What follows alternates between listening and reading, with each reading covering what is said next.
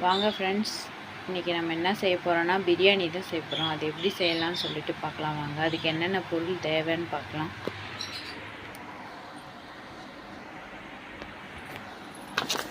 நான் வந்து மீடியம் சைஸில் 3 பெரிய வெங்காயம் எடுத்து வச்சுருக்கேன். அதுக்கப்புறம் தக்காளி 3 மீடியம் சைஸில், பச்சை மிளகாய் 3 பச்சை மிளகாய், ஒரு கட்டு புதினா, அப்புறம் தயிர் பாக்கெட் 1, அதுக்கப்புறம் பிரியாணி மசாலா, அப்புறம் 1/2 கிலோ சிக்கன் வாங்கி வச்சுருக்கேன்.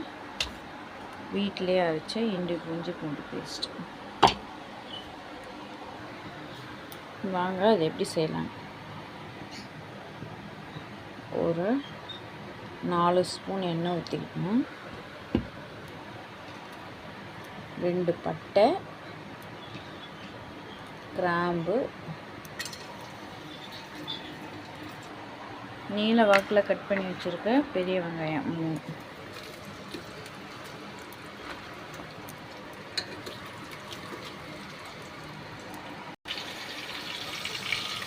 இந்த ஸ்டேஜில் நல்லா வதக்கணும். நான் அரைச்சி வச்சுருக்கேன் இஞ்சி பூண்டு பேஸ்ட்டு,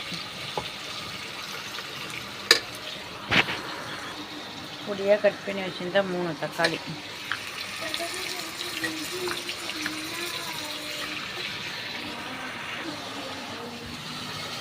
இந்த ஸ்டேஜில் மஞ்சத்தூள் கொஞ்சம், இந்த ஸ்டேஜில் கறி,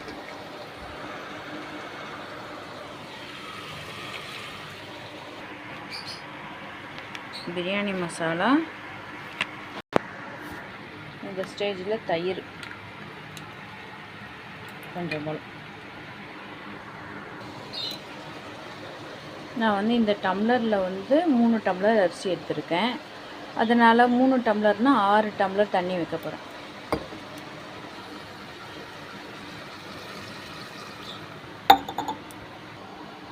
இது அரிசி உடசல்னு சொல்லுவாங்கள்ல, அதாவது நொய்ன்னு சொல்லுவாங்க.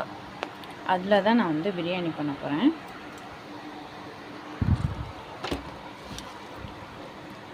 இப்போது எல்லாத்தையும் போட்டுடலாம்.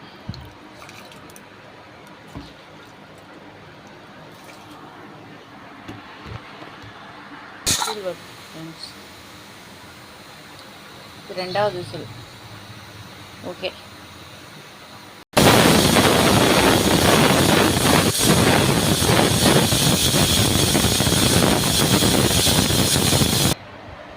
பாருங்கள் ஃப்ரெண்ட்ஸ், நம்ம பிரியாணி ரெடி ஆயிடுச்சு.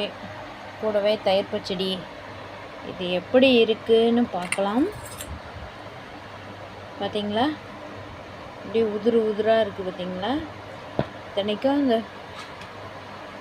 உடசல் அரிசி தான், அவ்வளோ டேஸ்ட்டாக இருக்கும். இது எப்படி இருக்குன்னு கமெண்ட்ஸில் சொல்லுங்கள். பிடிச்சிருந்தால் லைக் பண்ணுங்கள், ஷேர் பண்ணுங்கள், கமெண்ட்ஸ் பண்ணுங்கள், சப்ஸ்கிரைப் பண்ணுங்கள். தேங்க்யூ. நாளைக்கு இன்னொரு வீடியோவில் பார்ப்போம். பாய்.